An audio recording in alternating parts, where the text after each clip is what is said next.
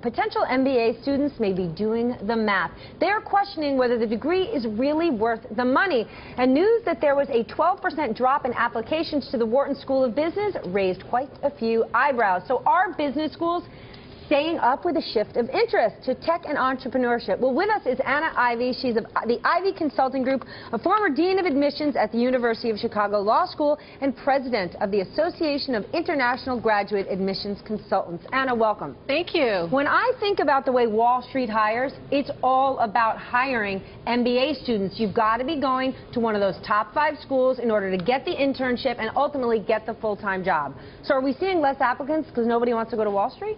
No, the applicant pool is rebounding, and those top schools are not going to go out of business anytime soon, so I'm not worried about them too much. What we are seeing is a shift in focus, what these applicants want to get out of business school. So hiring in the financial services sector is definitely down, no question about that, and that's no surprise, right? But you see more interest in entrepreneurship. That's what a lot of people want to do now, and so some schools are having to shift their own focus in terms of their offerings and their branding. So are the students more interested in going to a Yale, which is focused on entrepreneurship, rather than a Wharton or a Harvard, which are all about the street? You know, I don't think that's accurate. I think Harvard has a lot more going on than just investment banking, and that's certainly true for Wharton, too. When investment banking was all the rage, it's kind of odd that that would now be held against these top business schools, that they did so well placing these students on Wall Street, right? But is it a matter more of what you just said, that students want to get something different out of business school, or even if it isn't Harvard or Wharton, to Stephanie's point, the business schools aren't doing a good enough job of giving them options?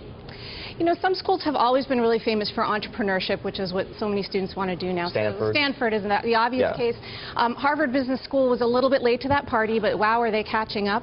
But even Wharton, which everyone is just picking on this week, does really, really well in entrepreneurship, no question about it. But what if you go past the top 10, the top 15? There are clearly some very famous schools that will continue to do great because the name alone is enough.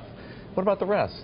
Yeah, I think where we're going to see some squeezing is once you get outside the super elite schools, and that's true for higher education in general. Business school, the traditional 2-year full-time model, is very expensive to run. It's very expensive to attend. Are people still going to pay that kind of money to go to a less than elite business school?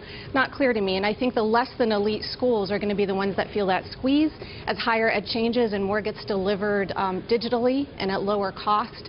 I think those are the schools that'll have to adapt or die. And what do they need to do? I think they're going to have to take a hard look at their business models, because the return on investment, no question, it's in flux right now. The value of the degree, you know, MBA salaries, people still definitely get a bump compared to pre-MBA salary, not as much as in the go-go days of the 90s, but it's still pretty good. What's really interesting, though, is that tuition keeps going up, up, up. So in the last 15 years, it's an average of 7% a year. That's pretty eye-popping.